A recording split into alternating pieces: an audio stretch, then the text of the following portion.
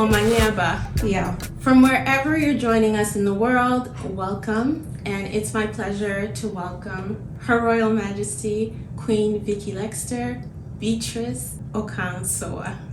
Thank you. My name is Lady Lisa Apia.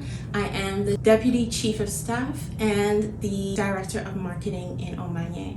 And it's a pleasure to be here with you. Omanye is a multicultural, multinational, and multiracial kingdom. Our goal is for the betterment of people and humanity. And this is what we are talking about today. We're talking about International Development Week.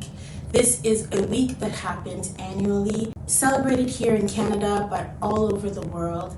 And the idea is that it's an opportunity to celebrate the advancements that have been done to support people in getting where they should be in life. So, Her Royal Majesty, once again, a pleasure to be here with you. The pleasure is mine.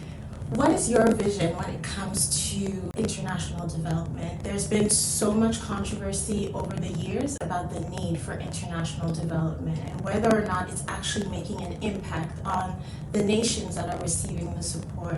I'd love to know what is your vision when it comes to international development.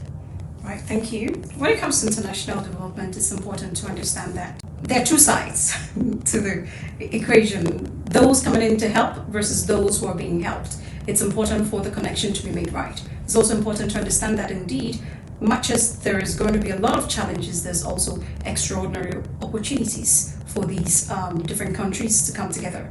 But one of the things that has been causing the controversy that you talked about is the fact that a lot of times the people from the West come to these other countries with their own ideas of what they think the help is. But it's important that they take time to research, connect with the people to understand really what the need is. So they come on a need-based service, which will then be sustainable, as opposed to they come and do what they think the people need and then go away and the people are not interested to sustain it. The vision of Omanye is global, and you've lived in many nations around the world and you've done work in different nations, which has provided a global perspective.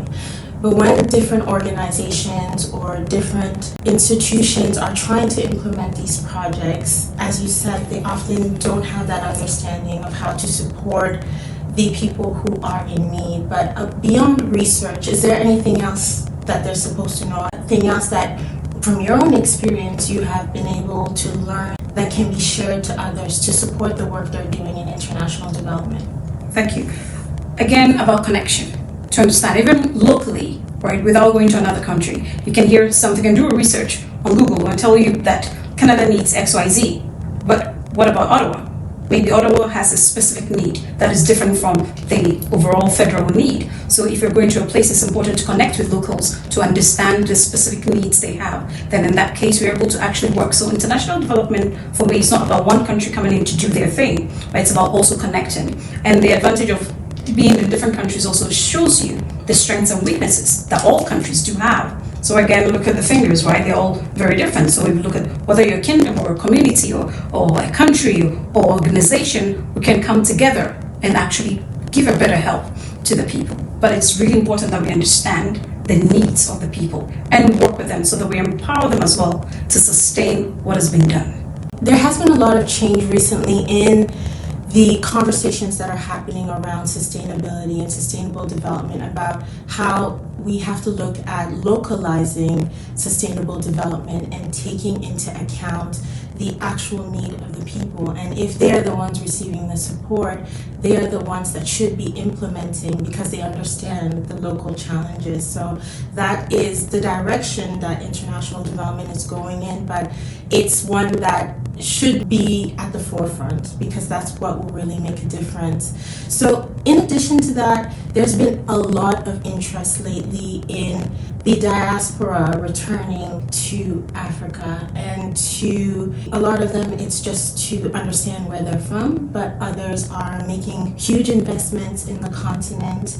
I would love to hear your views on that and where you see the diaspora making an impact on the continent. Right, this is something that's actually quite dear to my heart because it's amazing, and actually that we are in such a time where the diasporans want to go home, understand where they come from, understanding culture, tradition and all that. The only thing is that an idea can be great, But if we're not well planned, well prepared, then this very great idea can end up becoming a problem. So where Omanye comes in as well is to be able to train people to understand. And one of the things that's very important is also create job opportunities, because then otherwise it's only the rich diasporans who can move to Africa because you have money to build your own house and to sustain yourself without a job. But if the locals are there, they don't have a job, and then others coming from outside and because they have a nice accent, they get a job, it creates problems with the locals as well. So it's really important that this is planned out properly. It is a laudable idea, it's an amazing plan, but it's really important that we do our homework, both in the diasporans before they go and the locals as well prepared so they understand. And Ghanaians, for example, are very welcoming people, right? And we love strangers and we love visitors and all that. How much more our own that have come home? I say Ghanaian specifically because I come from Ghana, right? So it's important as well that even with that big heart, there's preparation to be able to make sure that the welcome is not because you're hoping they stay for a week and go, but we can actually sustain having them there and actually building a future with them.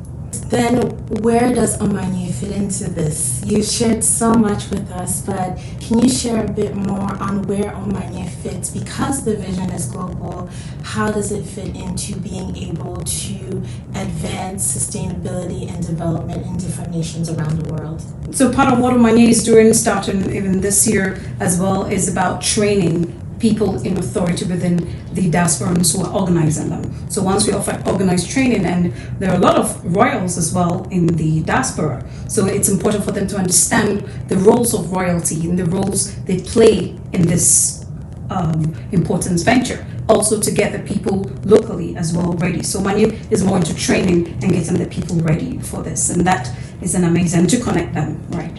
Yeah, that's amazing, because once they have the understanding, they can now train the rest of the community. That's and it right. stays within. So that's an amazing vision, and I really want to thank you for your time today. Thank you for being here with us. For those who are joining, go ahead and you can let us know what are your views on international development, and if you have any questions for Her Royal Majesty, you can go ahead and put them in the comment section and we will answer your questions. Once again, thank you for being here. Tswa Omanye Ablawo. Yeah.